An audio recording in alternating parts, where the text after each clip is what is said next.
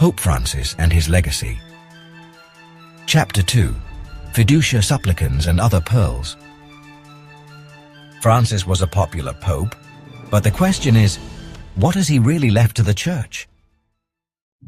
Pope Leo XIV and the legacy of Francis is not a series directed against anyone. It is a serious, honest and urgent analysis of the challenges left by one of the most controversial pontificates in recent history.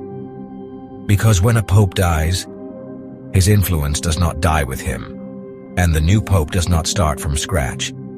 He inherits decisions, documents, silences, and open crises that still demand an answer. This is a series to help understand what church Leo XIV receives, and above all, what church he will have to rebuild, that expresses the beauty of Christ.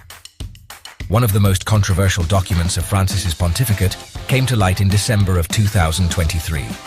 It had a title that sounds pious in Latin, Fiducia Supplicans, trusting plea, but its content unleashed a storm. In a few pages, the Dicastery for the Doctrine of the Faith, with the Pope's approval, opened the door to the blessing of couples in irregular situations, including same-sex couples. It was stated that these blessings did not legitimize situations contrary to Catholic morals. But in practice, many interpreted it as a tacit approval. Fiducia. Supplicans paved the way for moral confusion and arbitrary interpretation, creating divisions between episcopal conferences around the world.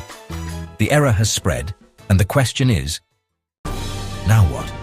Francis is gone, but Fiducia Supplicans is still in force, and Leo XIV will have to decide whether to allow this ambiguity to continue contaminating doctrine, or if he corrects with love what was born from a pastoral and doctrinal error. It is not about ideologies. It is about fidelity to Christ. Because if the language of the Church no longer clearly states what it believes, it ceases to be a lighthouse and becomes fog. This is another difficult page in Francis's legacy, and Leo XIV will have to face it with truth and firmness.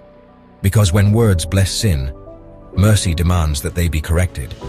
Prolonging the error will distance the Church from its fundamental vocation, as St. Paul said in the first letter to Timothy chapter 3 verse 15.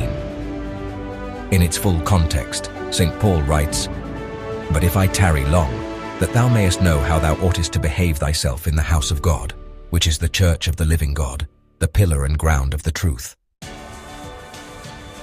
This story will continue, and this has been the Belfry of Wonder. Like and share. Greetings, dear warriors of the Lord. May God bless you.